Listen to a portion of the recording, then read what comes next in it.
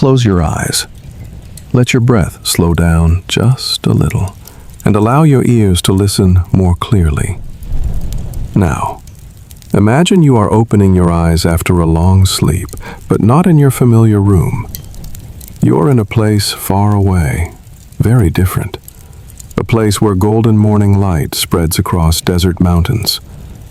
You hear the dry wind sweeping through the sands, carrying the scent of stone dust, the resinous aroma from trees whose sap is used to bind massive blocks of stone. You are in ancient Egypt, and before you, a vast construction site slowly reveals itself. The sound of hammers striking stone echoes, steady, like the heartbeat of a tomb growing each day. Voices call to one another, feet shuffle across the hard earth. Ropes stretch tight as heavy stones are dragged into place. You are not a tourist. You are not an outsider. You are part of this site, a witness standing in the dust and blinding light, living through a full day in the place where Pharaoh entrusted his dream of immortality. There is something strange in the air. You know you are only listening to a story, yet your mind feels carried back more than 3,000 years. A place where every breath holds the taste of history. And you begin to wonder, these workers, carving the very first marks on the tomb wall, what were they thinking? Did they believe they were helping to build an eternal home for their king? Or were they simply working for bread and a little weak beer each day? Let your imagination drift. You don't need to try to understand. You don't need to try to remember. Just allow the sounds, the images, and the rhythm of this story to slow you down, as if you are being gently guided into sleep. And if you are listening at night, perhaps somewhere in America, or in Canada, or across the ocean, maybe you could leave a small comment below. Tell me where you are, what time zone you're in, what time you're listening. I would love to know how many people are sharing this journey through time. Before we go deeper, I invite you to gently press the subscribe button, because here we will take many more journeys into civilizations that have been sleeping for thousands of years. If you feel your heartbeat slowing, your eyes growing heavier, then you are already on the right path. The goal is not just to tell you history, but to turn history into a dream. One long dream where you can both relax and discover. Now, as the sun rises higher, you begin to step into the construction site. Towering stone walls rise above you, each strike of the chisel sounding like the whisper of time itself. You can feel the heat rising from the ground, the heavy shoulders of laborers bent under the weight, and the stern gaze of overseers. Everything exists together in one rhythm, slow but steady, as constant as the Nile flowing outside. You begin to wonder, perhaps this is the secret of Egypt. Not only pyramids, not only the Sphinx, but the long, silent days, the sweat soaked into stone, the ordinary people who gave themselves so that one man could become eternal. And you wonder again, was Pharaoh truly immortal? When 3,000 years later his mummy was found, flown to France with a passport in hand, perhaps Pharaoh never really died. Perhaps he only changed the way he exists in human memory. Tonight, as you hear these words, let your mind become part of that sight, a silent spectator, a hidden traveler passing through the ancient workplace. You will live a full day with us, from sunrise to nightfall. And perhaps, by the time this story ends, you will already have drifted into a gentle sleep, where time stops, and you step into your own dream. Chapter 1. Sunrise in the Valley of the Kings. You open your eyes to a morning unlike any you've ever known. No alarm clock rings. No cars rush past. No artificial lights glow against the ceiling. Before you is only a vast sky, stretching from the mountains to the horizon. The light of dawn is still faint, a thin band of gold slowly pouring over the barren valley. You are in a place where, 3,000 years ago, countless hands and countless drops of sweat labored for a king who wished to leave his mark on eternity. This is the Valley of the Kings. You stand there, surrounded by an uncanny silence. No trees, only sheer cliffs of gray-brown stone, towering like walls around the valley. The air is still cool from the night, but you know in a short while the sun will blaze and turn this land into a furnace. Morning wind slips through the cliffs, carrying the scent of sand, of dust, and faint resin used by Egyptians to seal cracks in stone. Each breath feels like pulling the past itself into your chest. In the distance, you begin to hear the sounds of life, footsteps steady on the ground, the creak of wooden wheels dragging heavy blocks, shouts of workers calling to one another as they move deeper into the site. No one laughs loudly. No one speaks without purpose. Every sound falls into rhythm, measured and patient. You are not a tourist. You are not a distant observer. You are within the site itself, an invisible witness brought back to live a day with them. You kneel, scoop up a handful of fine sand. It is cool and soft like powder. But beneath that thin layer lies hard stone, the stone hundreds of workers cut away bit by bit, opening endless corridors into the mountain. You know these blocks will become roofs, walls, and doors, leading Pharaoh into eternity. The sunrise grows brighter. Light spreads across your arm, painting your skin with a pale golden glow. Everything unfolds slowly, as if the universe itself has paused, paying attention only to this place. You follow the workers into the valley. The entrance to the site is nothing more than a rough gap in the cliff, yet inside is a world alive with effort. The hammering of bronze on stone echoes outward, steady, sharp, powerful. Each strike like the heartbeat of the tomb taking shape. Dust floats in the air, sparkling in the dim light. Workers begin early, before the brutal heat of noon. They wear coarse cloth, bodies lean and strong, skin bronzed by sun, sweat running down their backs, their eyes fixed on the stone, as if they can already see within it the outline of a chamber not yet revealed. You pause, listening closer. The metallic ring of bronze chisels repeats again and again. A shout signals a block breaking free. Small cheers rise, then fade quickly back into silence. Joy cannot last here, because the work is heavy and dangerous. Yet you feel an invisible thread connecting them all, binding them to one sacred project they believe will outlive them. Beside the stonecutters, artists sit near fresh walls. With black ink, they sketch first outlines, simple lines now, but soon to be filled with brilliant colors. These paintings will tell of victories, of rituals, of Pharaoh's journey into the afterlife.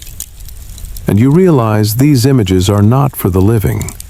They are maps, guiding the king's soul through eternal darkness. And you wonder, did these artists ever imagine that 3,000 years later, millions from around the world would look at their lines in bright museums, in Paris, in London, in New York? You slow your steps, breathing in the thick dust.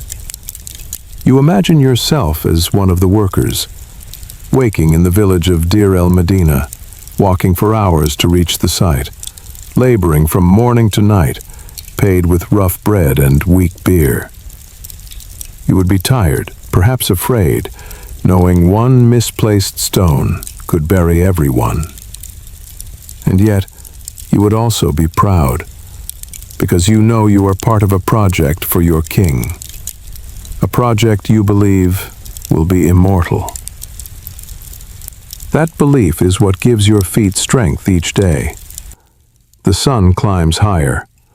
Outside, the heat grows fierce, but inside the corridors, the air is a little cooler. You hear the heavy steps of the overseer. He passes group after group, stern eyes scanning, reed scroll in hand, marking progress. He does not smile, but in his gaze you sense both trust and reverence for this sacred labor. He knows every delay, every mistake could mean the tomb unfinished before Pharaoh's death. You walk deeper. Sunlight fades, replaced by the flicker of torches. Shadows stretch long across the walls, each hammer strike flashing briefly in firelight. The space feels both narrow and vast at once. Sounds echo for long moments, as if even the stone itself is recording every hammer beat, every breath. You no longer feel like a visitor. You are part of this memory, part of a journey flowing through 3,000 years. Sunrise in the Valley of the Kings is not just the start of a day. It is the beginning of a ritual that lasts for decades. Each day joins the last and the next, a stream unbroken. Human lives may end, but the project continues through generations. Pharaoh may die, but his tomb continues, built by hands that never saw his face. And 3,000 years later, you stand here, hearing the wind, breathing the dust, witnessing it all, as if time itself curved back to bring you here. You lift your eyes to the black mouth of the corridor. You know it will lead to a secret chamber, where the stone sarcophagus will rest, where treasure will be hidden, where curses will be carved into walls.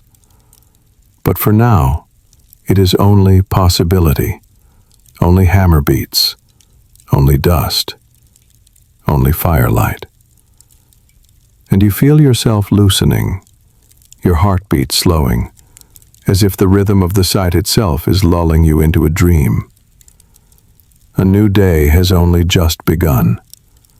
Dawn has given the site its first breath, and you will remain to see noon's burning heat, the sparse meals, the fears in the dark, until night again descends.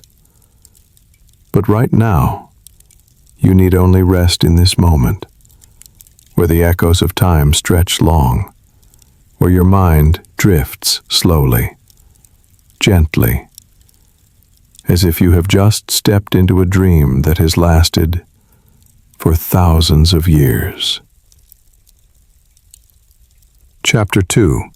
The first steps into the site. You are walking deeper now, your feet pressing onto a path worn down by countless footsteps before yours. The ground beneath you is hard, covered with fine dust, and you can feel the subtle vibration of hammer strikes echoing somewhere inside the mountain. With every step, you move closer to the living heartbeat of the site, where hundreds of people pour their strength, their skill, and their faith into a single work. You are no longer a distant observer. You are flowing with the crowd. You hear the heavy breaths.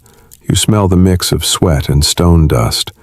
You are stepping into the very heart of the construction of Pharaoh's tomb. Ahead of you, a group of workers is hauling massive stone blocks on wooden sleds.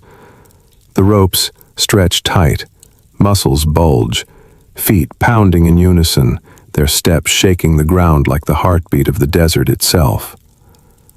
They speak little. Their language is exchanged in glances, in nods, because this labor demands absolute focus.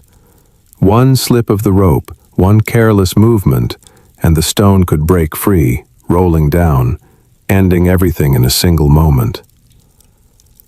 You look at their calloused hands, the cracks on their skin, and you also see the unshakable resolve written there. You go deeper, The space narrows. Rough stone walls rise up around you, close and towering at the same time. Sunlight fades away, replaced by the flickering glow of torches. Shadows stretch across the walls, long and restless, swaying with every movement. The hammers strike. The chisels bite into stone, the sound reverberating like a distant drum, a drum marking the existence of this living site. You hear calls in rhythm, chains rattling, wood grinding, all of it weaving into a raw but hypnotic symphony. You slow your steps to take in every detail. You see a group of younger workers, faces streaked with dust, holding simple tools as they clear debris from the ground. Their job is not as heavy as the stonecutters, but no less vital. Without them, dust and rubble would choke the narrow air, block the progress of others. You look into their eyes and see exhaustion, but you also see a strange light there, as if they know that every stone fragment they remove opens a path for Pharaoh to walk into eternity. You take a few more steps and approach a group of artisans. They carry no hammers, no chisels, but brushes and ink. They are sketching the very first images onto a smoothed wall. You lean closer and see the lines take shape. The Eye of Horus, rows of hieroglyphs flowing like rivers, the image of the king standing in solemn power. You hear the soft scratch of brushes against stone, the hushed murmur of workers discussing their lines. You wonder, do they think of this day? That 3,000 years later, someone in a faraway world, in another time, would look silently at their work? Perhaps not. Perhaps in their minds they are simply doing their task, never imagining that you, right now, are watching every stroke of their hands. You walk deeper still, your breath heavier. The air in the tunnel thickens with resin, dust, and sweat, yet with it comes a sacred feeling, hard to explain. Each step feels as though it is not just pressing on the ground, but pressing on memory itself, memory carved into the stone of thousands of years. You think of Pharaoh, who will one day rest at the farthest chamber.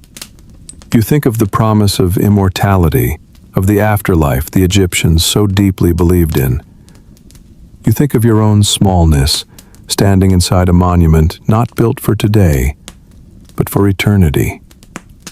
An overseer passes by. He pauses to watch a group of workers, his eyes sharp. He adjusts the placement of a tool, signals for one man to shift his stance. No words, only gestures, but everyone understands. You feel the weight of order here. No one is allowed to fall out of rhythm. Everyone must move as one, bound into the same pulse, the pulse of immortality. And suddenly you realize even you, with your first steps into the site, are already caught in that rhythm. Your heartbeat slows, syncing with the hammers, with the ropes pulled tight, with the breaths of hundreds of men around you. You stop for a moment, closing your eyes, to feel it all. The hammer echoes like ancient drums. The dust in the air is like incense. The torchlight flickers like stars against the darkness. You no longer feel like an outsider. You have stepped into the site, letting your first footsteps carry you into a place where time does not move forward. Here, every grain of dust, every sound, is part of a story stretching over millennia. And you know this day has only begun. So much waits for you. Deeper darkness, harsher light, moments you cannot yet predict. But right now, all you need to do is breathe, to listen, to let your next steps carry you further into the beating heart of Pharaoh's tomb. Chapter 3. Meeting the stonecutters and the artisans of hieroglyphs. You pause at a bend in the tunnel, where the torchlight casts its glow onto an unfinished wall. Here, the sound of hammers striking stone echoes more sharply, like ancient drums resonating from deep within the earth. You see a group of stonecutters, their bodies strong, skin glistening with sweat. Their eyes so focused it feels as if they are speaking directly to the rock before them. Each swing of their hammer is not just physical labor, but a silent conversation. The stone is hard, unyielding, cold. Yet under their calloused hands, small fragments slowly break away. Larger blocks gradually yield, opening the void within. You realize that to create the passage for Pharaoh into eternity, they must persuade the mountain itself to open. You move closer, seeing every detail. Their tools are not sharp steel of the modern age, but bronze hammers and chisels of harder stone. Still, their hands are so practiced, they command these tools with mastery.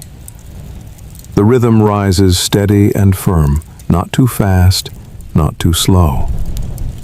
Fine dust lifts in the firelight, swirling before fading into darkness. One man pauses to wipe sweat from his brow. Another takes a sip of water from a clay jar. Then both return immediately to their rhythm, as if continuing the heartbeat of the entire site. You stand there, unconsciously syncing your own breath to their cadence. Inhale as the hammer rises, exhale as it falls. A hypnotic rhythm, pulling you deeper into this space. You notice their eyes. Few words are spoken, but in those gazes you see resolve, fatigue, and something like faith. Perhaps they do not think of their own names, for they know none will be remembered. But they know this work will stand, long after they are gone. And you wonder, is it their anonymity that makes the project eternal? Pharaoh's name will be carved into walls, sung for generations. But it is these nameless men who ensure his dream of eternity becomes reality. You step further and find another group, not stonecutters this time, but artisans of hieroglyphs.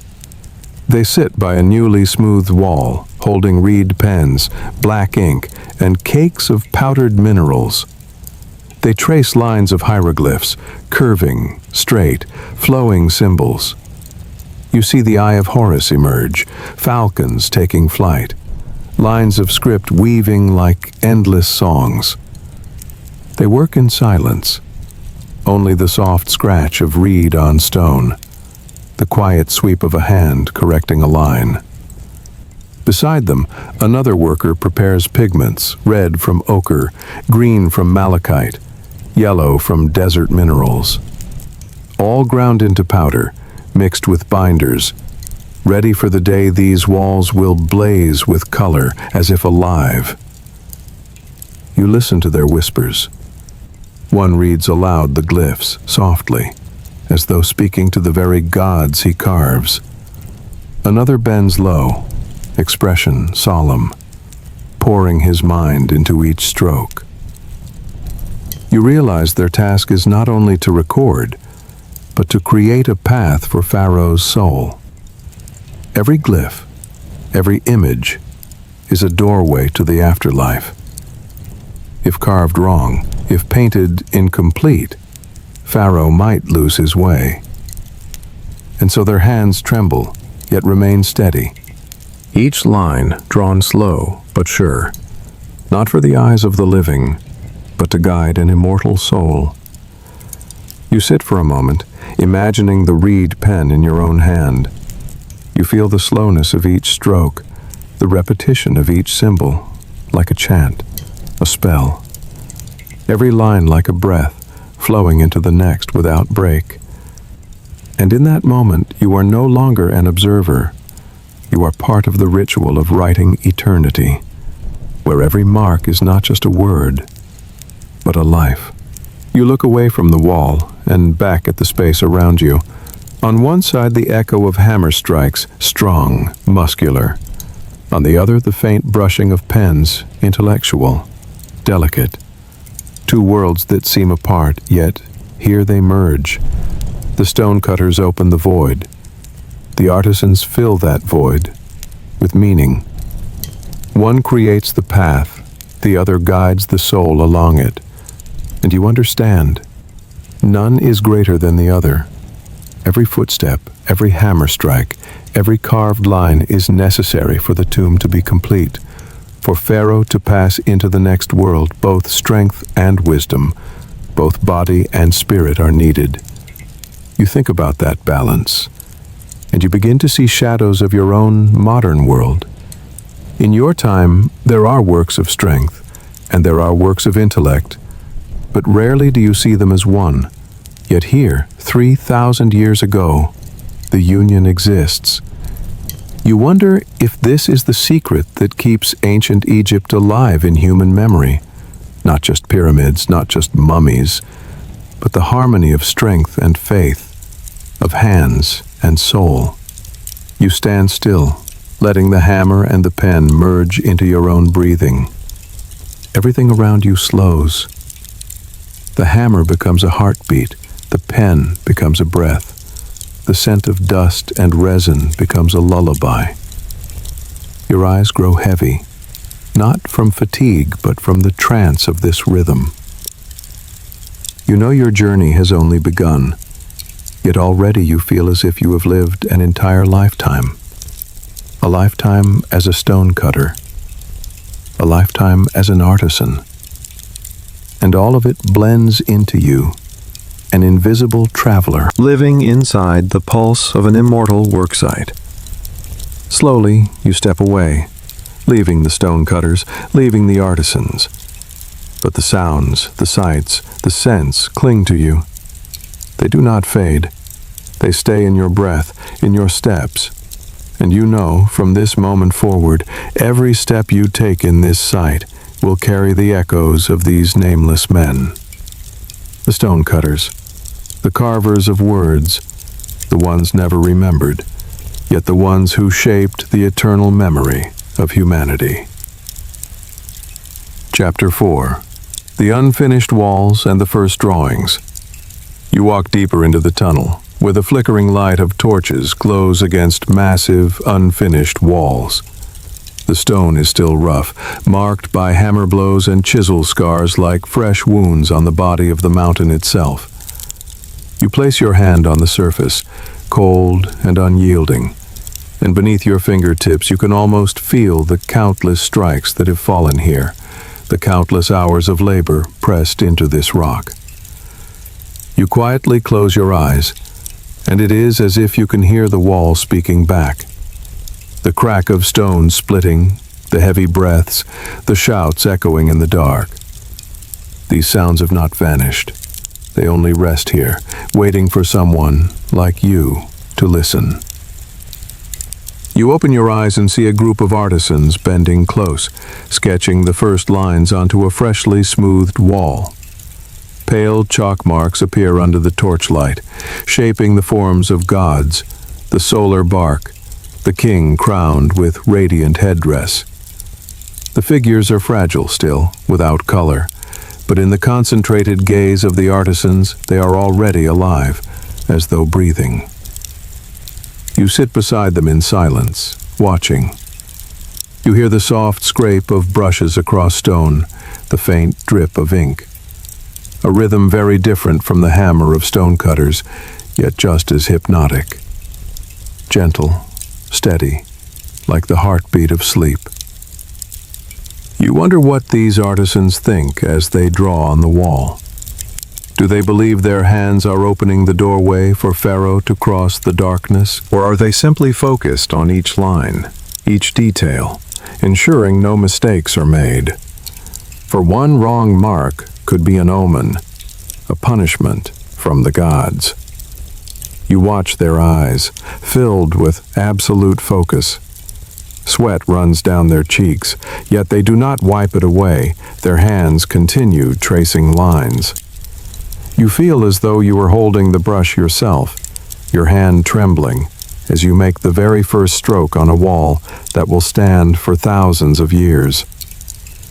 You remember the modern world, where walls are built quickly by machines, where images can be printed in seconds. And then you compare it to this place, where every chalk line, every brushstroke demands hours, days, even years. The slowness is not only a limit of tools, but a ritual. Each small advance is a statement that time here does not flow with your hurried pace, but with the breathing rhythm of eternity. Your own heart slows, sinking to the ancient cadence. You move toward another wall, one that has progressed further than sketches. Here, you see color begin to bloom. Gold shining, deep blue, bright red, shadowed black. Each section filled carefully, each outline reinforced. The image of Pharaoh emerges, standing tall, staff in hand, eyes fixed on eternity. Beside him are the gods, their wings outstretched, their gaze unchanging. You touch the wall and feel the rough paint, smell the minerals still sharp in the air. You feel as though the wall is looking back at you, as though Pharaoh himself is present here, in this very moment where you stand. The sense of sacredness overwhelms you. The wall is not merely a surface for painting. It is a door. Each image, each hieroglyph, a key. When Pharaoh's soul leaves his body, he will pass through these pictures, read these signs, and find his way to the other world. You suddenly wonder, if a painting remains unfinished, does it mean the path itself is incomplete? Would Pharaoh's soul wander lost in the darkness? The thought makes you shiver, but it also makes you realize how vital each brushstroke is, each detail. Nothing here is small. Every line carries the weight of an immortal soul. You look around and see other walls still bare, only raw stone. You hear the chisels of stonecutters farther away, dust falling like dry rain. You realize this entire site is like a growing body. The rough walls are bones, the sketched outlines are breaths, the bright colors are blood flowing through veins, and when all is complete, the tomb will be a living being, where Pharaoh can rest forever. The thought makes you feel you are not standing in a work site, but inside a giant body, listening to its heartbeat, its breath. You close your eyes, imagining yourself as one of the artisans. You hold the brush, breathe slowly, press each stroke onto stone. You feel the trembling in your hand, the anticipation in your chest. Yet you also feel a quiet pride, knowing this line will remain long after you are gone. Then you open your eyes, looking around, and realize you are truly living this moment, a moment where time moves slowly, where every wall and every drawing is a whisper to eternity. You step out of the chamber, leaving behind the unfinished walls, the first drawings. But they do not leave you. They travel with you, imprinted in your memory, in your breath, in your heartbeat. And you know that as you continue this journey, those walls will remain behind you like an undercurrent, like a silent melody, hypnotizing you, step by step. Chapter 5. The Bronze Hammers and the Heartbeat of the Site. You pause at a stretch of the corridor where the sound grows louder. You hear the metal striking stone, a dry, steady ring, each blow measured, neither rushed nor hesitant. It is the sound of bronze hammers, the simplest instrument, yet the most powerful music of the site. You close your eyes for a moment, letting that hammer sound sink into you, and you realize it is not only the sound of labor, but the heartbeat of the tomb itself. Each strike falls, a fragment of stone breaks free, a void opens, and step by step the resting place of Pharaoh takes shape. You breathe in, you breathe out. aligning your breath with the rhythm of the hammer. Inhale as the hammer rises, exhale as it falls. An ancient rhythm, steady, hypnotic. You open your eyes and see dozens of workers lined along the corridor. They do not look at you. They notice nothing but the stone before them. Their bodies are strong, their skin darkened by the sun, muscles taut in the firelight. Sweat runs down, soaking coarse cloth, dripping onto the dusty ground. But they do not stop. Strike after strike, endless, eternal. You feel something sacred in this repetition. It is not merely work, it is a ritual. As if each man is offering his strength to something greater than himself. You look down at their hands. The fingers are calloused, cracked, some streaked with dried blood. Yet when the hammer meets stone, there is no tremor, no hesitation. You wonder how many years those hands have lifted the hammer, from boyhood as apprentices to men skilled and seasoned. And you think, perhaps their lives will also end here, in this very place, where the sound of bronze hammers never ceases. Their lives are short, but their strikes live forever, etched into every mark upon the walls. You listen more closely. The sound is not only hammers, it has layers. The strong, decisive blows of master workers, the lighter, fragile strikes of apprentices, the crack of stone breaking away, falling to the ground, the shouted calls as groups lift and strike in unison. Together it becomes music. A music without strings, without drums, only hammer and stone. And the music echoes through the corridor, into your chest, making your own heart beat slower, deeper, steadier. You step closer to a group. You bend low and see dust clinging to their hair, their backs, their muscles. You hear their breathing, heavy but controlled, as though they have learned to live with exhaustion. You look into their eyes and see absolute focus. No one thinks of tomorrow. No one lingers in the past. There is only this moment, only this block of stone. And you realize perhaps this concentration is the true secret of eternity. When a person pours everything into a single moment, that moment becomes everlasting.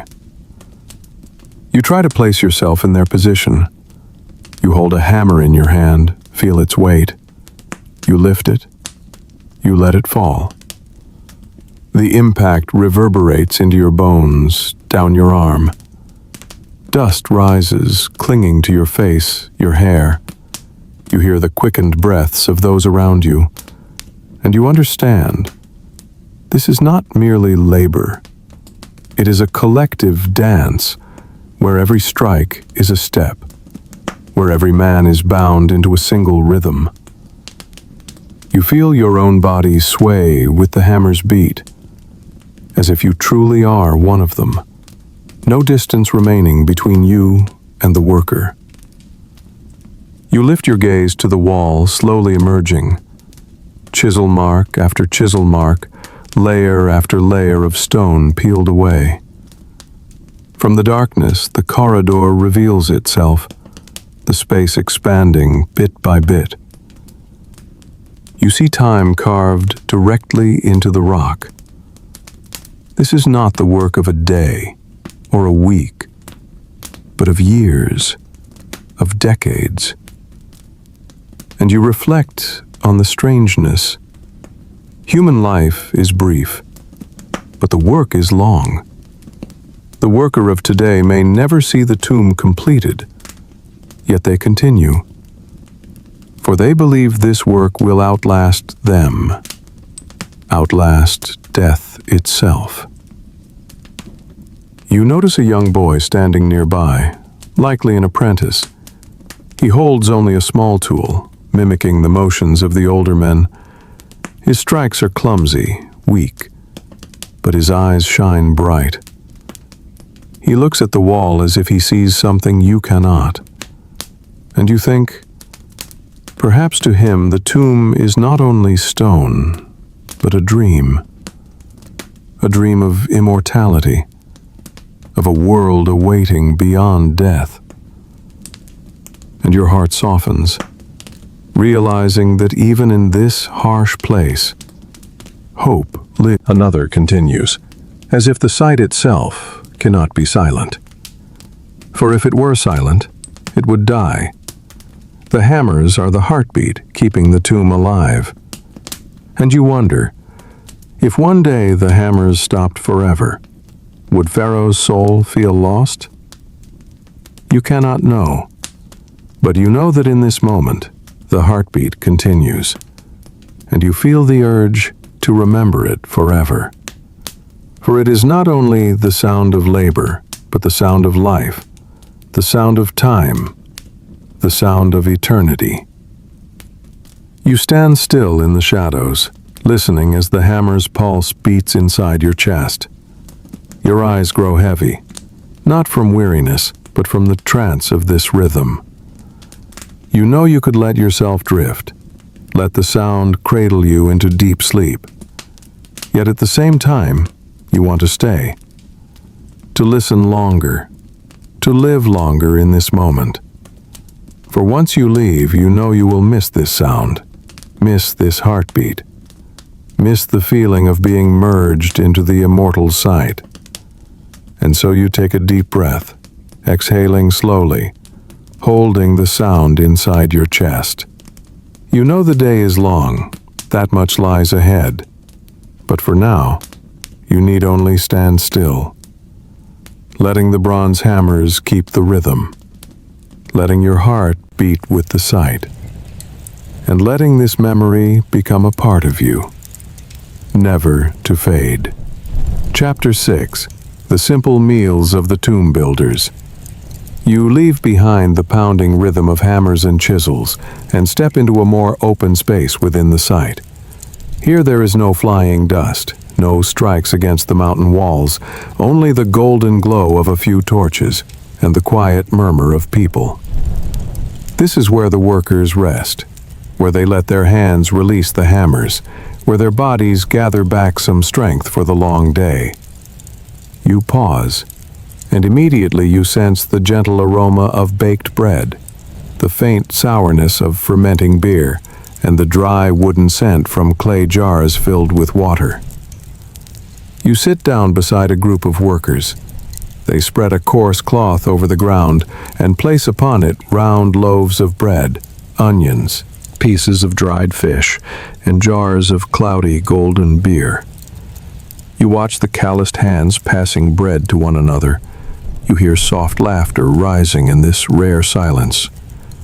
The vast site, with its hundreds of men and thousands of tasks, seems to breathe slower now, as if it too were resting with those who keep its heartbeat alive with every strike of the hammer. You take a loaf of bread in your hand. It is not soft like the bread you know, but hard, heavy, with the earthy scent of roughly ground grain.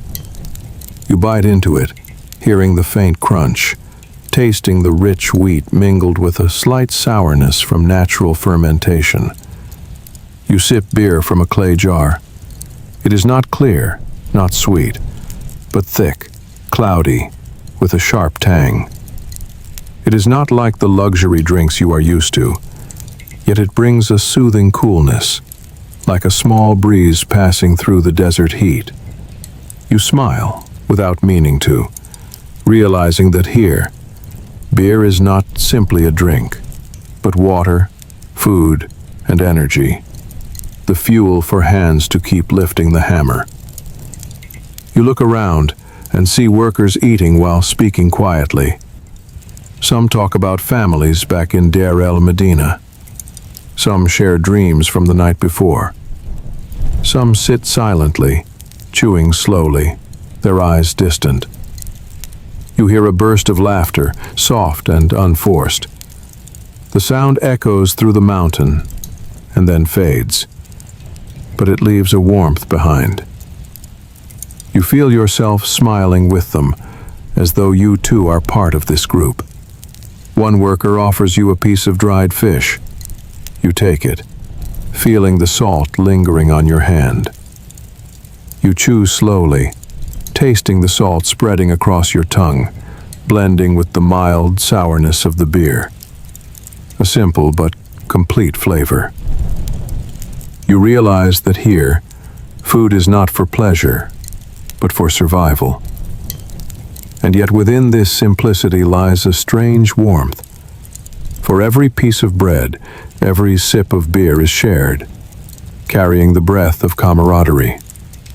You notice a child, perhaps the son of a worker, sitting beside his father, holding a small piece of bread in both hands. His wide eyes shine in the firelight as he looks around. You realize that even in this harsh place, there is room for life, for the seeds of the future. And you think, perhaps it is this child's presence that gives the men more strength. For they know their work is not only for Pharaoh, but for their children too. For the belief that this legacy will protect their world forever. You lean back against the wall, closing your eyes, letting the sounds of the meal surround you.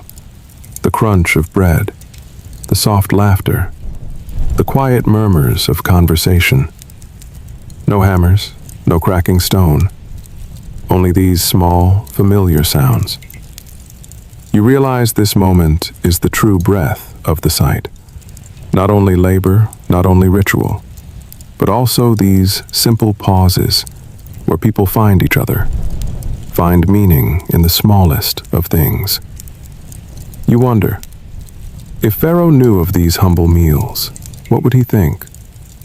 Would he feel gratitude, knowing hundreds of men gave their lives to build his eternal house, in exchange for nothing more than bread and thin beer? You cannot know, but you do know that here, the workers do not need his gratitude. They find meaning in being part of something larger than themselves, and these meals are the bond that ties them together, that keeps them staying, keeps them working. You open your eyes, watching the firelight flicker against the stone walls. You feel yourself sinking quietly into a dream, where each bite of bread, each sip of beer, carries the taste of time.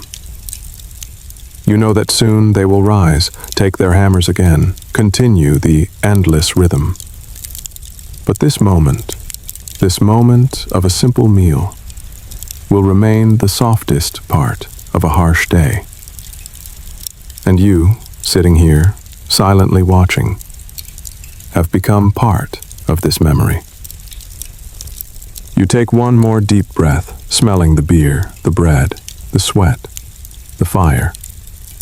All of it blending together into another kind of music, gentler, slower, but full of life. And you know that when you rise to continue the journey, you will carry this sound and this scent with you, as a reminder that even in the darkness of stone, people still find light in the simplest of things. Chapter 7. The silent prayer before entering the tomb. You rise after the meal, brushing the dust from your sleeve. The sounds of the site begin again, footsteps stirring the ground. One by one the workers stand, lifting hammers, chisels, brushes, carrying fresh torches. But before stepping into the deep tunnel, where the darkness thickens and echoes weigh heavy, they stop. No command is given. No voice is raised. Yet the whole group slows as if by instinct, their eyes fixed on the black emptiness ahead. A silence falls, so complete you can hear your own breath resounding in your chest. You see an old worker, hair already white, calloused hands setting his hammer down upon the earth. He bows his head and whispers words you cannot fully understand, but you feel reverence in every syllable. The man beside him places a hand on his chest, closing his eyes. Then, one after another, the group sinks into the same state. No hammers, no chatter. Only the faint wind slipping through the cliffs and whispers, soft as breath. You realize they are praying, a silent ritual, simple, yet heavy with meaning. You remain still, and almost by instinct you place your own hand against your chest. You do not know what to say, but you let your mind drift. You think of the deep darkness inside the tunnels, of the dangers waiting in the stones that could collapse at any moment. You think of Pharaoh, of his soul, waiting at the end of this path. You think of yourself, sitting among these men who have given their lives to this work. And in your heart rises a strange feeling, not fear, but connection. As though in this moment you are no longer an outsider, but one of them. You open your eyes and see the torchlight reflected in the closed eyes of the workers. You see they are not only praying for Pharaoh, but for themselves. A prayer to return home safely, to see wives and children again, to live one more day. A prayer for strength not to fail, for hands not to tremble, for hammers and chisels not to betray them. Your throat tightens, as if you too want to send a plea into that darkness. You remember the modern world where you live. You can walk into a building, press a switch, and flood it with light. You can step onto roads paved smooth and safe. But here, every step is a step into the unknown. Darkness is not simply the absence of light, but the dwelling of uncertainty. And so these prayers are not ceremony. They are armor, invisible but real, wrapping around them so they dare to walk into the mountain's heart. You close your eyes again, listening more deeply. You imagine the whispers as an underground river flowing through each man, flowing through you too. In it you hear fear, hope, belief. You let that river carry you, slowing your breath, steadying your heartbeat. You feel held, supported, if only for a moment. And you know this moment will remain etched in memory, reminding you that even the hardest hands need faith to stand firm. A new torch is lit. Its flame flares brighter, washing over an unfinished wall. A young worker opens his eyes first, bows deeply, then lifts his hammer. Another follows, and soon all are rising, ready to return to their labor. No words are spoken, but you know their prayer has filled them. They walk forward slower, yet surer, as if guided by an unseen force. You too stand, and your legs feel heavier but steadier, as if you too have received protection. You follow them into the tunnel. Torchlight flickers ahead, casting faint light over cold stone walls. The hammering begins again, but within it you now hear something new. No longer just the rhythm of labor, but also the rhythm of prayer, as if each strike is not only against stone, but also a whisper sent into the mountain. You listen, and your heart beats with it. Slow, steady, sure. You think perhaps this is the secret of why the work endures for thousands of years. Not only skill, not only strength, but faith. Faith woven into every meal, every sleep, every hammer strike, every prayer.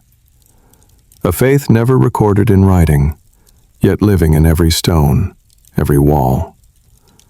And you feel fortunate, for you are here to witness directly a silent, yet eternal moment.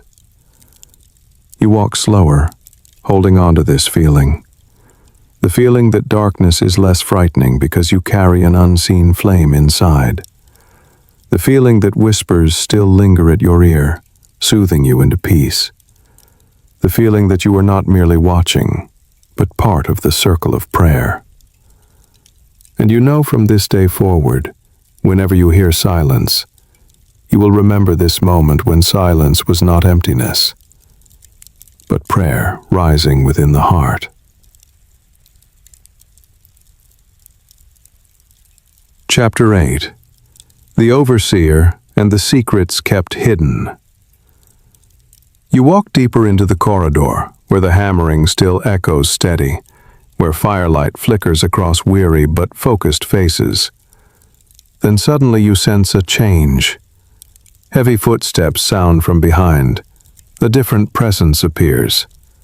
The Overseer is arriving. Instantly the air tightens around you. The hammer strikes continue, but stronger now, more precise.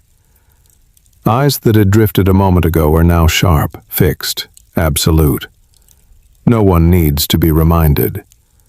The presence of the Overseer alone is enough to make backs straighten and hammers fall with measured force. You follow him with your gaze. A man in his middle years, tall and broad-shouldered, his face weathered and stern. He wears a neatly wrapped linen, a belt tied firm, in his hand a roll of papyrus and a staff of hard wood. Each step resounds in the corridor, as though the mountain itself listens.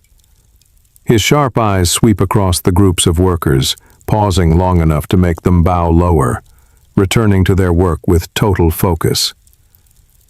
You feel clearly that he does not need to shout. A single glance is enough to remind them they are laboring for the most sacred of purposes. You see him stop before a group of artisans at their drawings. He leans closer, examining the first chalk outlines. His rough hand touches the wall, fingers brushing over the hieroglyphs. Then he nods slightly. The artisan exhales in relief, then continues his task with twice the care. You realize in that look there is more than severity, there is trust. The Overseer is not only a checker of work, but the guardian of its integrity. He must ensure that every stone, every line, every symbol serves a single purpose, to guide Pharaoh's soul into eternity. You follow him at a distance, noticing the papyrus roll in his hand. Quick strokes of writing, small symbols recorded. He notes the progress, the number of stones moved, the workers present, even those absent. Every detail is captured. You realize that here, even silence is remembered. No error escapes his eyes or his reed pen. You wonder if it is this that has allowed the work to endure thousands of years. Not only the hands of the laborers, but the watchful eyes, reminding them all that they are working for immortality. You watch quietly and begin to notice something else. The Overseer does not only watch the tools, he watches the eyes. When a worker looks up too long, he steps over, places his heavy hand on the man's shoulder, and with a single look, sends him back into focus. When an artisan's hand trembles, he gently reminds him to breathe, to recover his rhythm. No shouting, no anger, only presence, solemn, like Pharaoh's shadow walking beside him. And strangely, his strictness makes you feel safe, as if this sight could never fall into chaos, because his eyes keep it in order. But then you sense another layer. The Overseer does not only bear the weight of work, he bears secrets. Secrets unspoken, yet known by all. You see him pause at a deeper passage where a small group works more discreetly. They do not carve wide corridors, but a narrow, hidden way, seeming meant for none but those who know it. The Overseer looks around, his eyes sweeping, and in that moment you feel the tension. That group works quieter, no calls, no signals. And suddenly you understand. Perhaps it is a secret passage, a hidden chamber, a place never written on papyrus. A chill runs down your spine. You wonder, what are those secrets? Pharaoh's treasure, traps laid to stop tomb robbers, or dark rituals known only to the overseer and his most trusted men. You have no answer, but you know it is this silence, these shadows, that create the mystery still sought after 3,000 years later. And you feel fortunate, for you are here, witnessing directly a moment history has kept hidden. You look at the overseer's face, no smile, no clear expression, but in his eyes you see something beyond severity. You see worry. For he is not only protecting Pharaoh's tomb, but protecting it from men themselves. For even once finished, there will be those who come to break in, to steal what is buried. And so secret passages are made, hidden rooms, false chambers. The overseer knows that one day his work will become the test for those who come after. You breathe deep, feeling the tension in the air. You hear the hammers still striking, but beneath them you hear the heavy silence. The silence of things never spoken. The silence you now are part of. You know you will leave this place, but the secret will remain with you, a nameless whisper. The overseer walks on, his figure fading into the firelight, but his presence lingers. You see workers more careful now, artisans slower, more precise. You feel that it is his strictness and the secrets he carries that keep this project alive not only in his time, but for thousands of years to come. And you know you have just witnessed something rare. You have not only seen an overseer, you have touched the hidden heart of the entire site. Chapter 9. The fragrance of resin and the formulas against decay. You walk through a narrower passage where the light of the torches seems brighter than usual. Not because the flames are stronger, but because the air here carries a thin veil of haze, the light reflecting to form shimmering halos. You take a breath in, and instantly you notice a different scent. No longer the dry dust of stone, no longer the sweat and the faint sourness of beer from the meals, but a fragrance rich and sweet, sinking deep into your lungs, spreading through your blood. It is the scent of resin, of pine, of pistachio tree sap, of drops drawn from nature's heart to grant both stone and flesh a form of immortality. You pause, letting that fragrance wrap around you. It is warm, yet mysterious. It makes you feel safe, and at the same time it makes you shiver. For you know, this is not a perfume meant to please.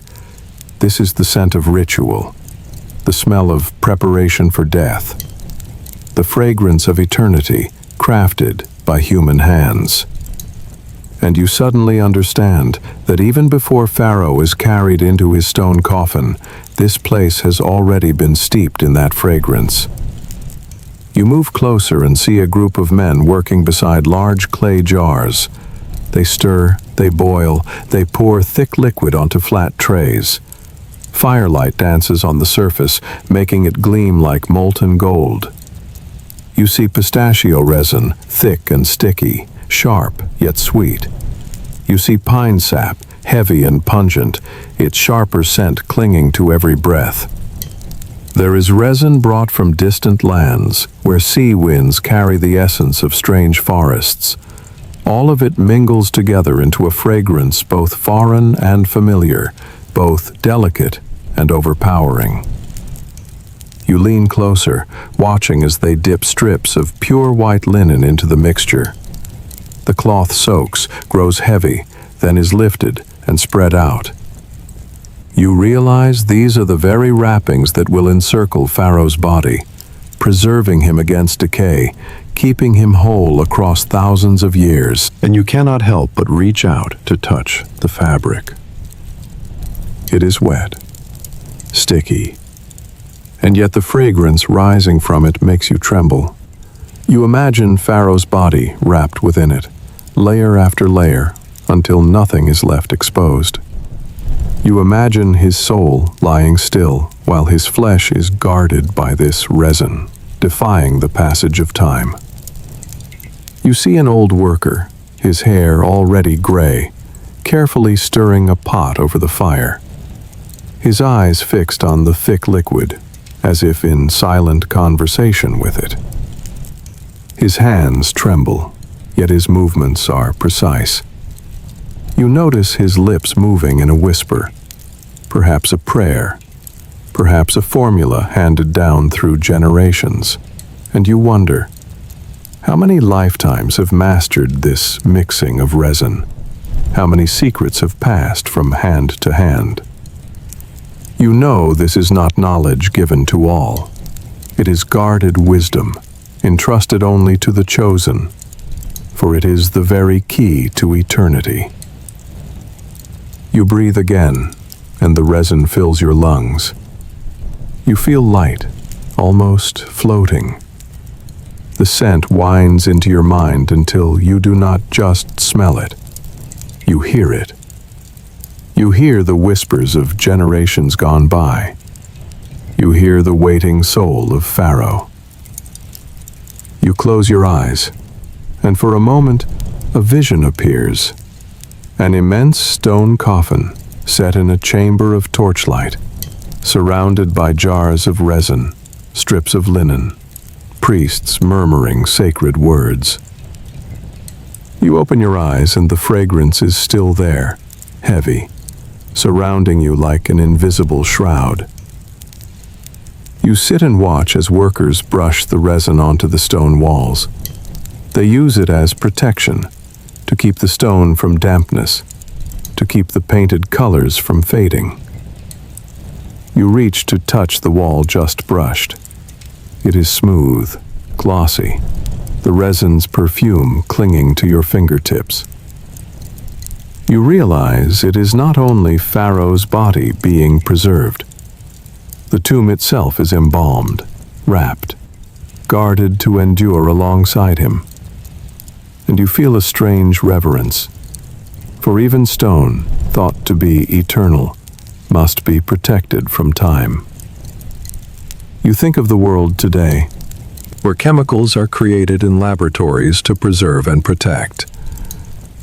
Yet here, 3,000 years ago, people already knew to use resin, herbs, and what nature offered to hold on to life beyond death.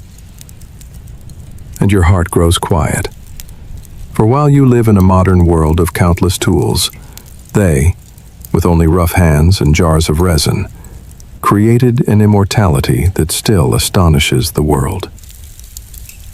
You stand still, breathing deeply.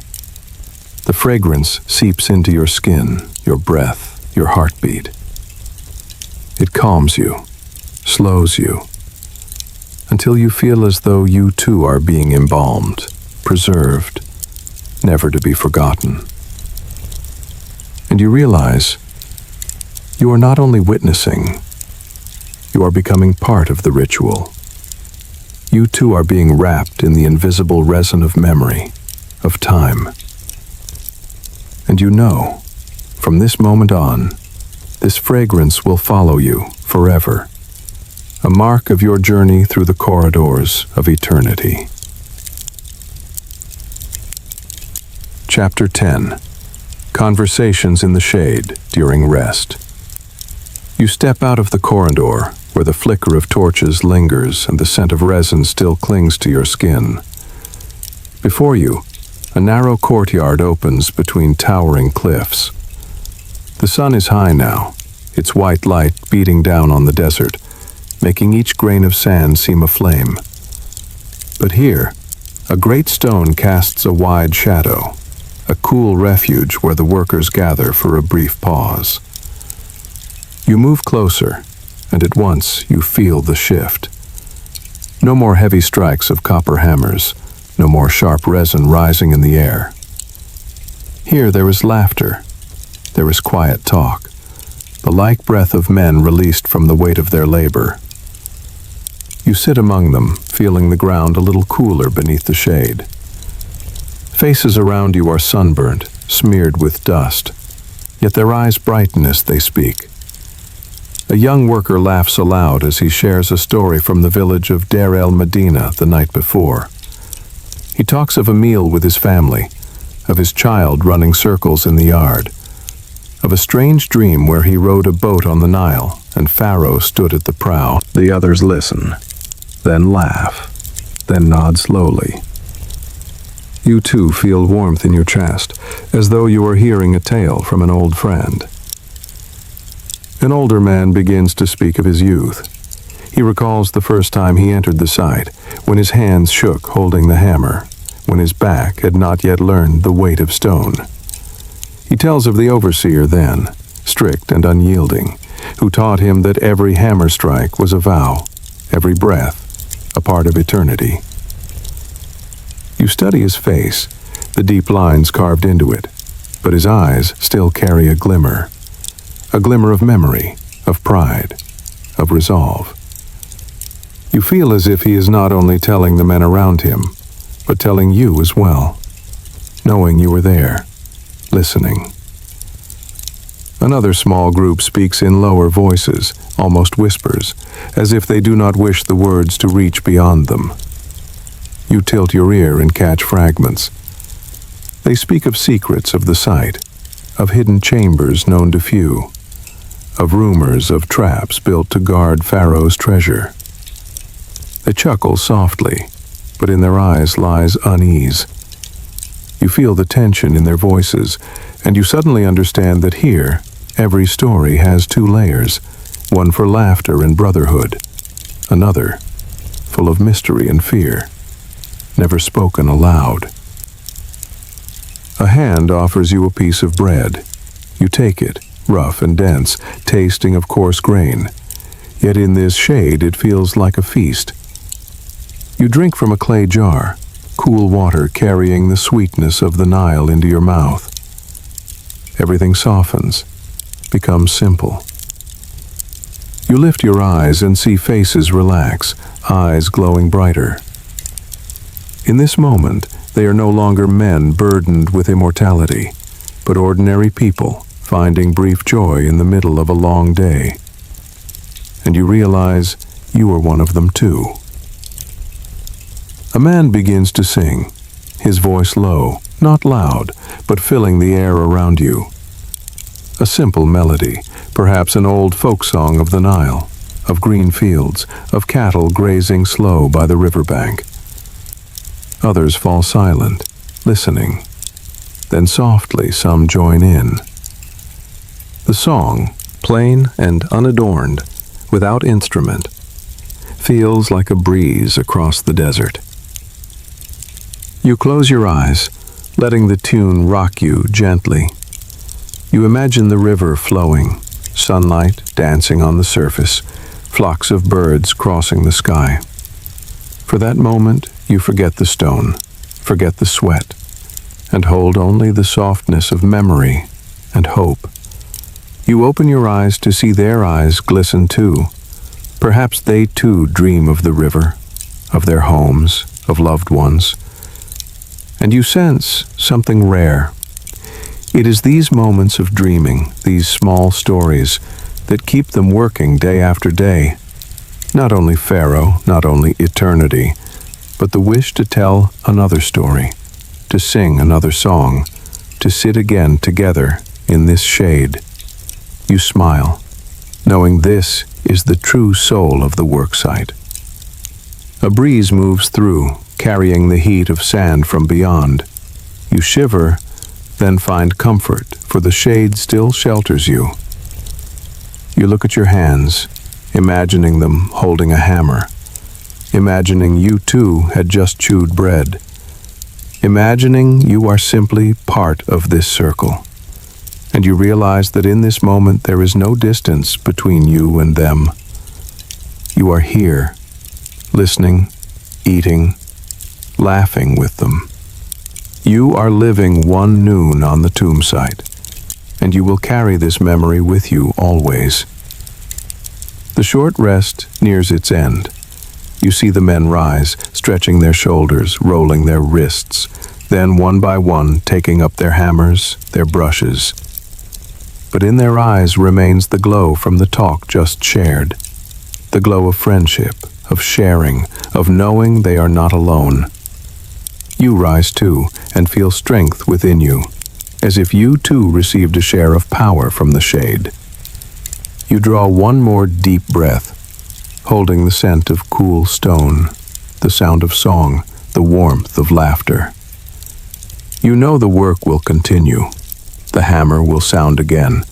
The darkness of the tunnels will swallow you once more. But within your heart, this shadow will remain, a shelter of peace. And you know that when you leave, you will always remember the feeling of sitting under the stone, hearing laughter, hearing song, and knowing you are no longer an invisible traveler, but part of this story. Chapter 11.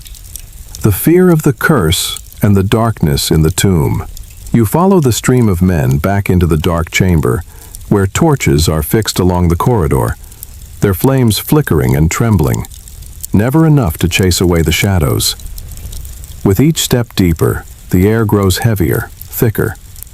The resin's fragrance still lingers, but now it blends with the dampness of stone, with the dust gathered over time pressing on your chest.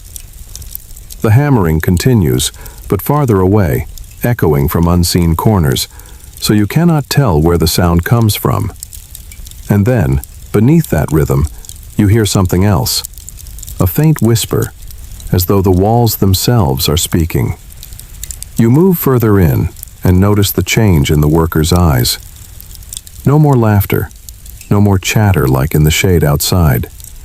Their gazes are cautious, lowered, glancing now and then into the dark corners. You feel the quiet tension, an unspoken fear. You remember the tales passed along about curses carved deep in the tomb, about the wrath of gods against any who defile Pharaoh's rest. You step closer and see hieroglyphs etched shallow on the wall. The torchlight glides over them, revealing strange signs. Eyes wide open, serpents coiled tight. Inscriptions you cannot read, but you feel them watching you, reminding you. You reach out and touch one. Instantly, a shiver runs through your spine. Nothing happens, not truly, yet in your mind you hear a whisper, faint but clear. Do not forget. This is the land of eternity. You pull your hand back, your heart racing, and you realize perhaps these very symbols were the seed of the curses carried through millennia. You sit beside a group of workers, listening. Their voices are low, barely above breath, as if afraid the darkness itself might hear. One tells of a friend, crushed by a falling stone, and since then they believe it was punishment, for he had laughed too loudly in the tomb, showing no respect to Pharaoh's spirit. Another recalls a dream, a voice calling him, a god's warning that those who grow greedy will never see the sun again. You listen, and you feel those stories sink into your skin, raising every hair on your arms. You glance around, and the darkness feels thicker. The torchlight only holds a small circle, and beyond it, the shadows seem to stir. You feel eyes watching from afar, a hand brushing your shoulder, though no one is there. You draw a deep breath, trying to steady yourself, and realize this fear has lived in the workers' hearts for centuries. They face not only fatigue, but the dread that every step is on a fragile line between life and punishment. You close your eyes to listen closer. Beyond hammering, beyond breathing, there it is again, a whisper. Not from the men, but from deep in the chamber. A vague voice, far away, yet meaningful. A warning, a reminder. You open your eyes and the darkness is still there, surrounding you like a living thing with its own breath.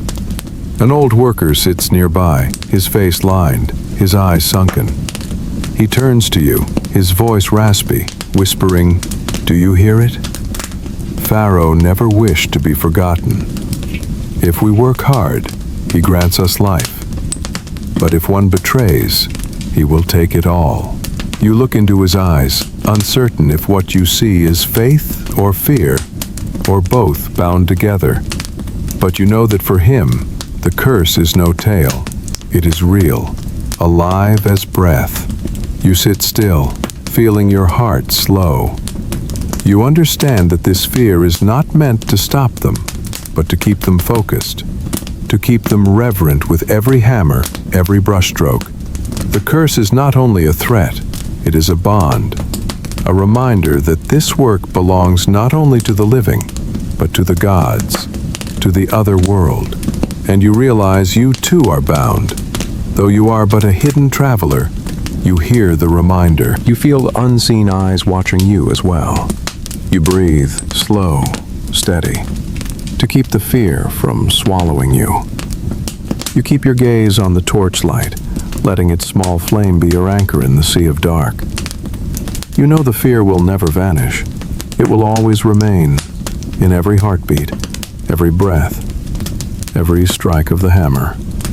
But it is this very fear that makes the work sacred, that makes each person here feel they are serving something greater than death. You rise, still wrapped in shadow, yet no longer feeling alone.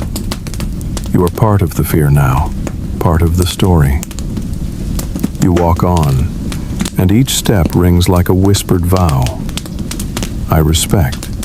I do not forget. And you know, when you leave this place, the fear of the curse will follow you, not as a burden, but as a secret you have witnessed.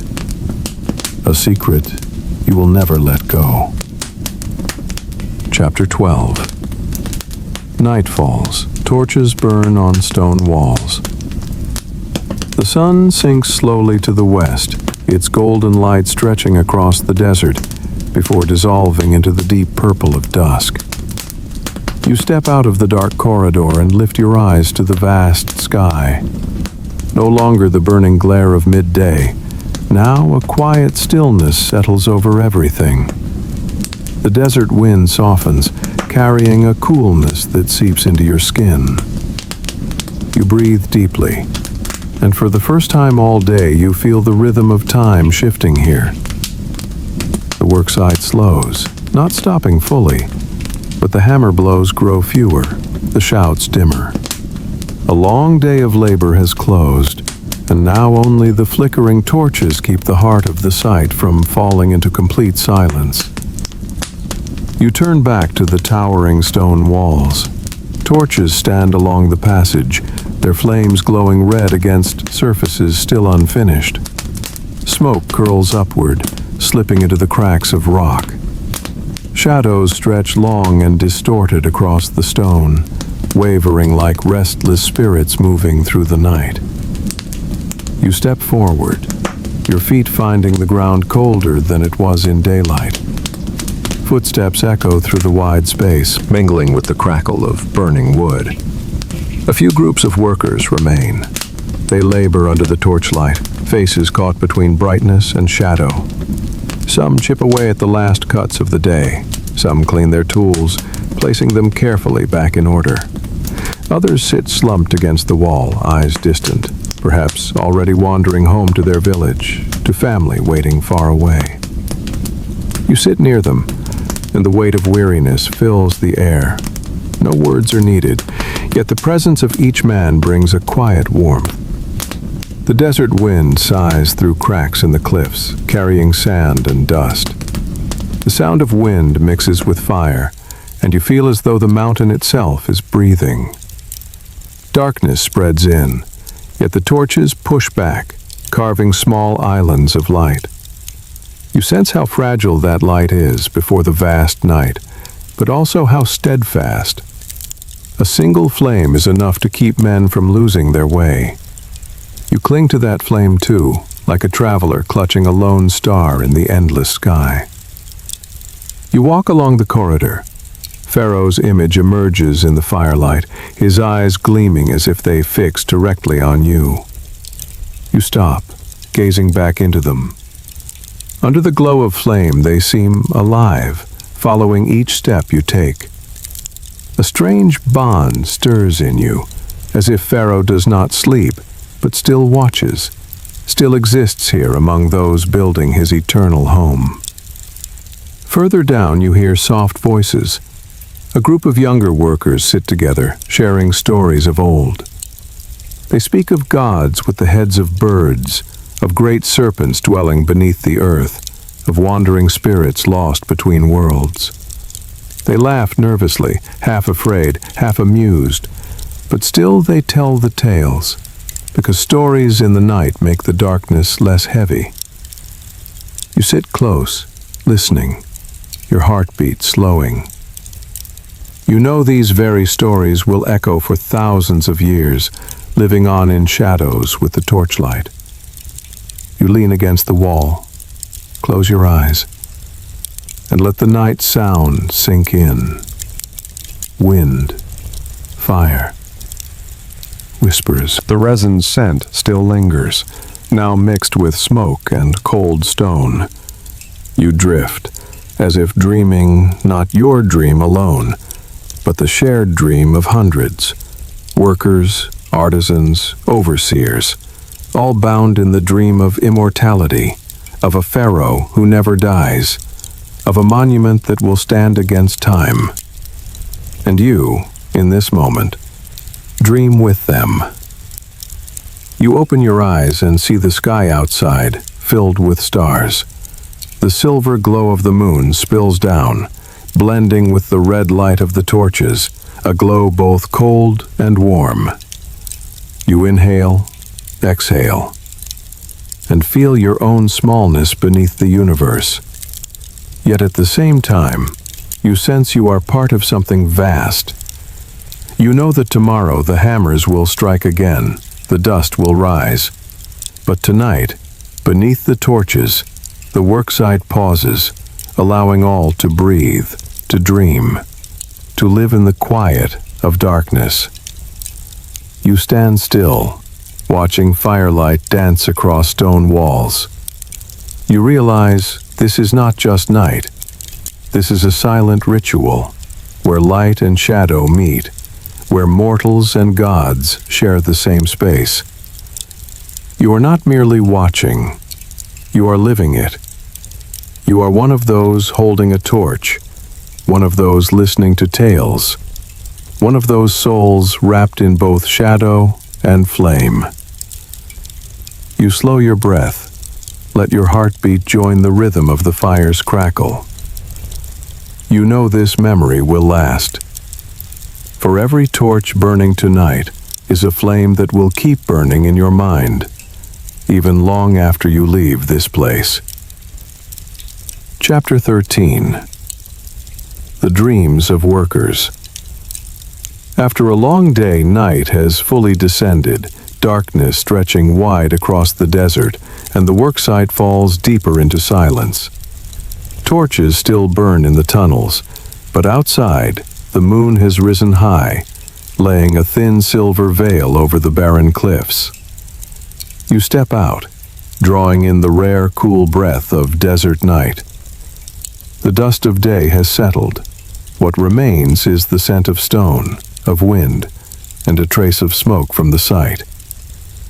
You look around and see the workers already lying down, curled on rough mats, their backs against the rock walls, or simply stretched on bare ground. You move slowly among them, settling beside their resting forms. The hammers are quiet now, conversations stilled. All that remains is the steady rhythm of breathing, the faint rustle of bodies shifting, and sometimes the soft murmur of dreams. You gaze at sunburnt faces, worn by labor, now softened in sleep. Eyelids shut tight, lashes trembling, lips whispering, as though speaking with unseen companions in another world. You realize that here, dreams are not merely rest. Dreams are another realm, a doorway into the afterlife these workers believe awaits them. You close your eyes, listening. Within the stillness, you catch faint sounds, like waves breaking, like wind brushing across fields of grain. Perhaps someone dreams of the Nile, where family still waits. Perhaps another dreams of a warm meal, of children's laughter echoing through a small house. Perhaps yet another dreams of Pharaoh himself, appearing in their sleep with promises of long life. You cannot be certain, but you know that within each breath, dreams are alive, whispering, moving. You lie back, letting your spine meet the cool ground. Above you, the sky stretches wide, littered with stars, countless points of light watching from above. You imagine they are the souls of Pharaoh's past, observing the sight, bearing witness to the workers who now carve immortality for the next ruler. You inhale, exhale, and you too begin to drift into dream. In that dream, you hear copper hammers echoing, not heavy, not harsh, but gentle, steady, like distant drums. You walk down a completed corridor, walls glowing, the gods painted there shifting, their wings stretching, their eyes wide and unblinking. At the far end, Pharaoh stands, surrounded by light, his face calm. He extends a hand as if inviting you closer. You walk toward him and there is no weight, no dust, no sweat. Only release. As if you are stepping into an endless... Your eyes open again, returning to reality. The worker beside you stirs, mumbling words in his sleep. Perhaps the name of a loved one, perhaps the name of a god. You study his face, and you see that within his dream he lives another life, a lighter life, softer, more beautiful. And you understand dreams are their only true freedom. By day, they are bound to stone, to hammer, to overseer. But in dreams, they are free. Free to walk the fields, free to sit with family, free to speak with gods. Dreams are their reward at the end of each long day. You close your eyes again, slowing your own breath. You feel yourself slipping into the dream of the worksite. Not just yours, but theirs as well. A collective dream, where every soul meets, where stories continue, where time halts. You sense clearly that tonight you are not merely an observer. You are part of the dream, part of the hundreds of hearts beating together, dreaming together, finding peace in the night. You draw in a deep breath, feeling yourself drift. All sounds fade, leaving only the wind, only the breaths of those around you. And you know this memory will never leave, for once you have lain down among workers of ancient Egypt, once you have heard their dreams breathing beside you, you will carry that dream forever. Chapter 14. The belief that they were touching the immortality of Pharaoh. You open your eyes after a brief sleep, the desert night sky still covered in countless stars. A faint wind carries cool air through the cracks in the stone, making the torch flames flicker, their light wavering like spirits dancing in the dark. You sit up, glance around, and see most of the workers still asleep, their breathing steady, their faces at peace. But farther away you notice a few figures already awake. They sit silently, their eyes fixed on the unfinished tomb, as if speaking directly with Pharaoh himself. You walk toward them slowly.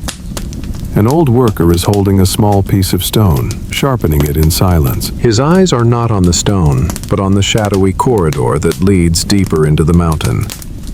His lips move softly, whispering words you cannot fully understand, yet you feel the reverence in each syllable. You sit beside him and catch his hoarse voice.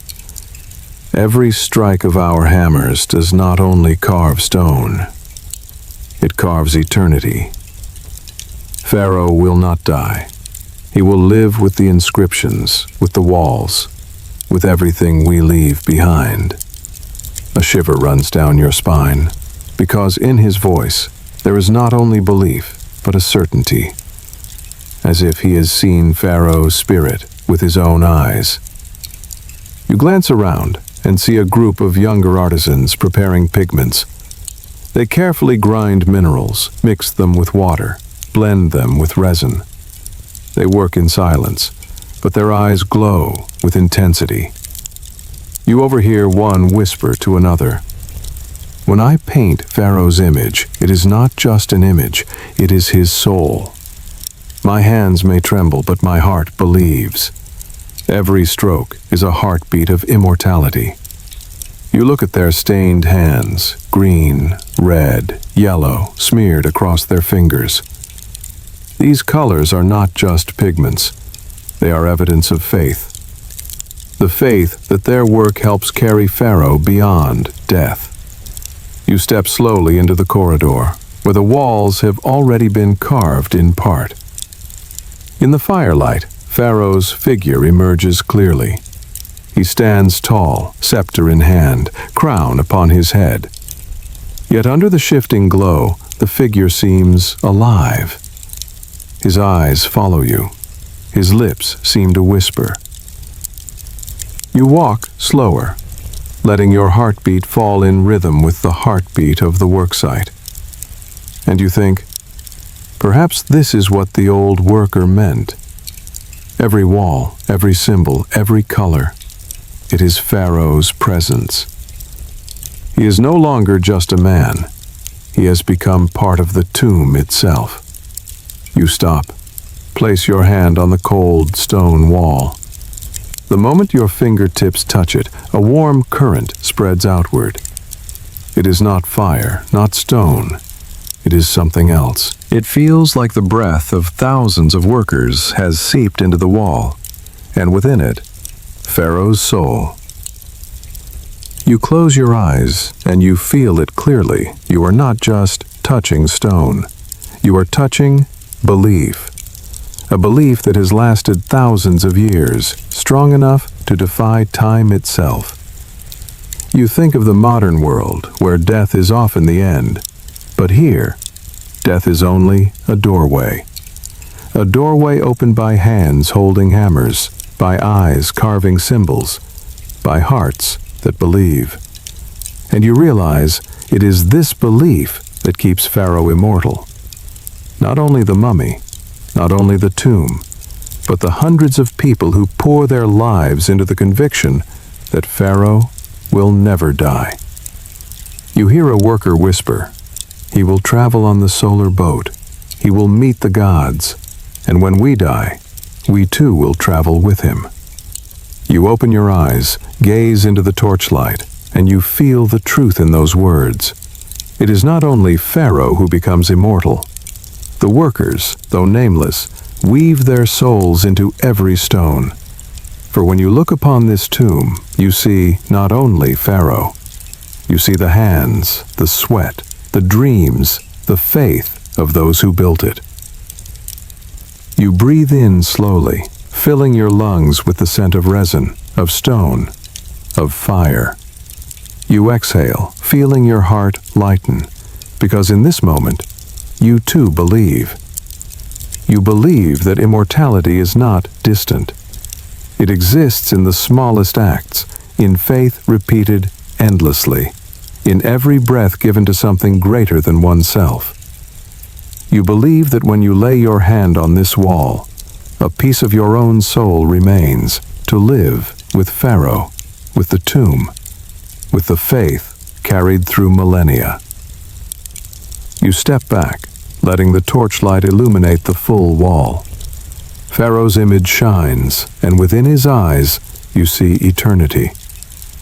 You smile, not because you have found an answer, but because you know you have touched this belief, lived within it, even if only for a moment.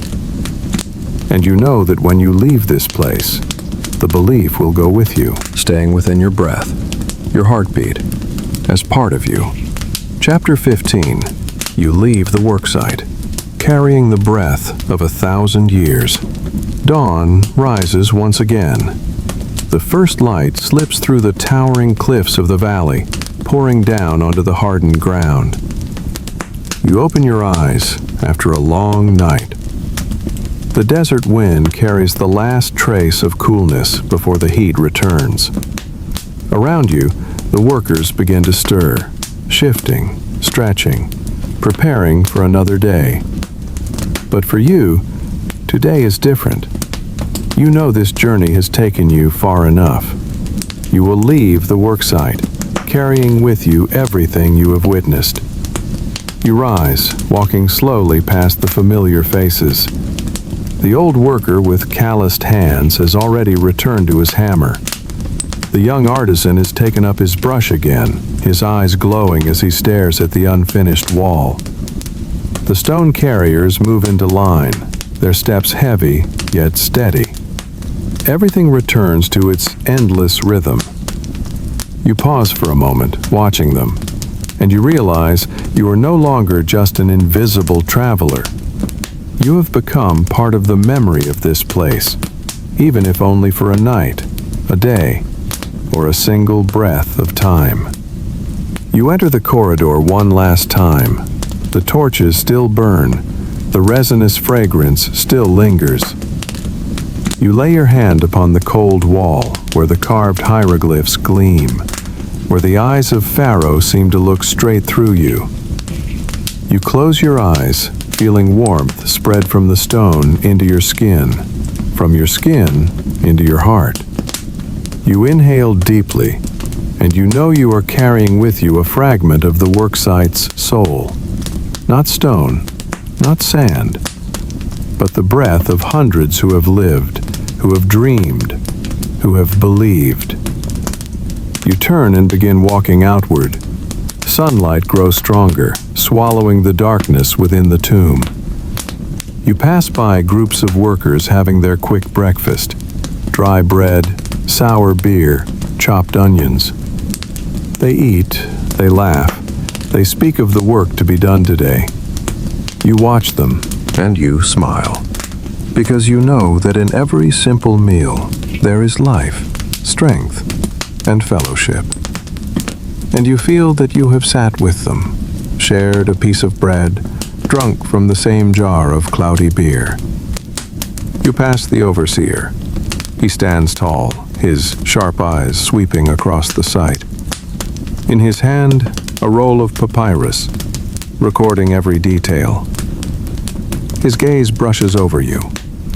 In that moment, you feel he truly sees you, no longer invisible. And he nods, slight, but enough for you to understand.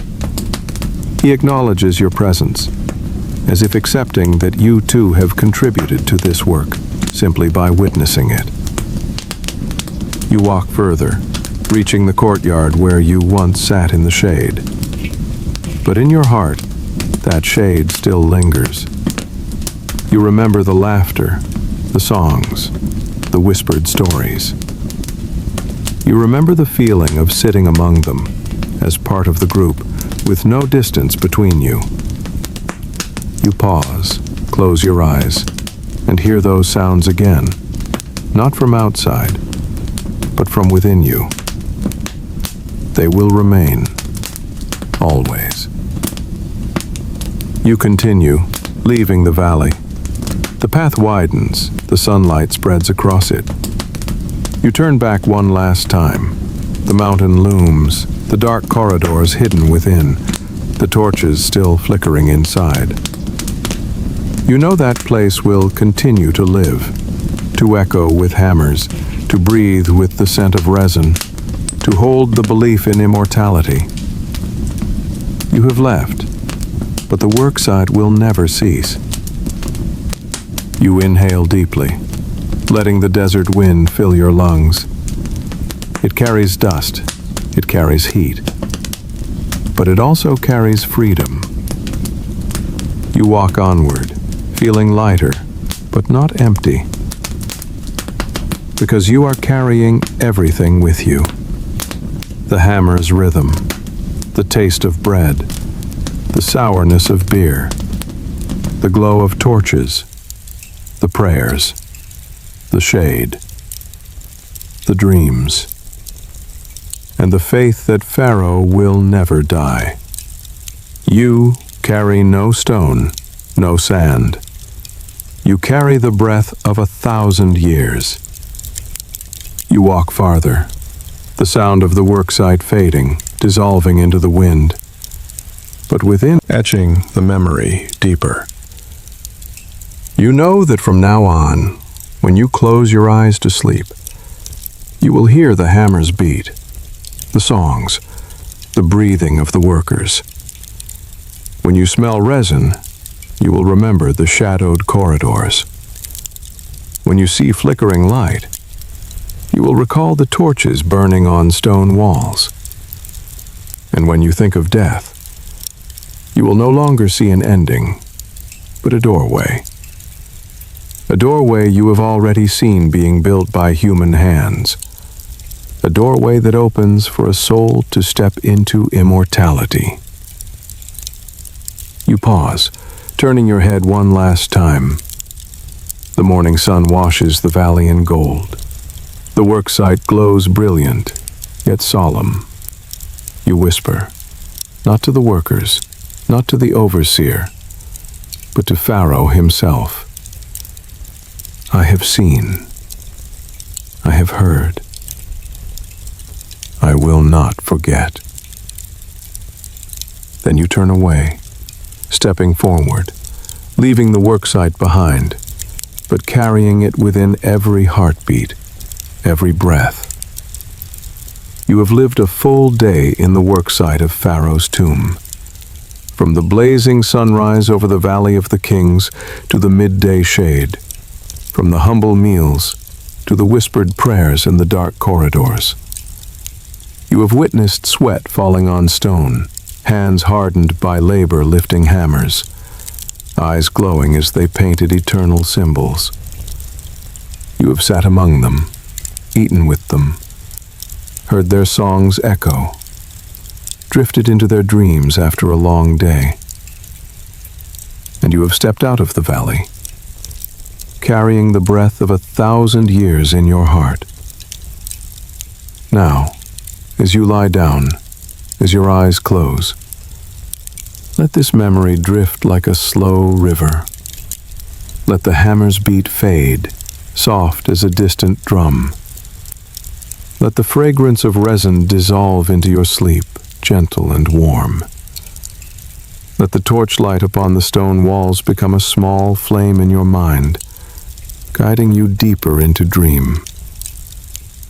You are no longer just a listener.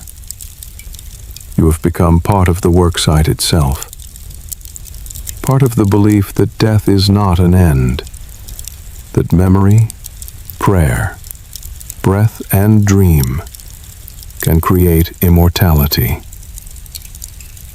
You will walk the corridor once more. You will see Pharaoh waiting, his eyes shining, his hand reaching out. You will follow, not in fear, but in peace, because you have seen, you have heard, you have lived within the immortal. Let your heart beat slow. Let your breath fall steady. Let your body rest, like a stone at peace within the mountain. Let your mind drift, like a boat upon the Nile beneath silver moonlight, drifting farther, drifting softer, until all you hear is the gentle silence of eternity. And when sleep comes, you will not only sleep, you will dream. Dream of the stone walls, of the songs, of the torches that never fade. Dream of an immortal Pharaoh, and dream of yourself as a witness, a soul that walked within that worksite and will continue walking beyond time itself. Rest now. Let eternity hold you.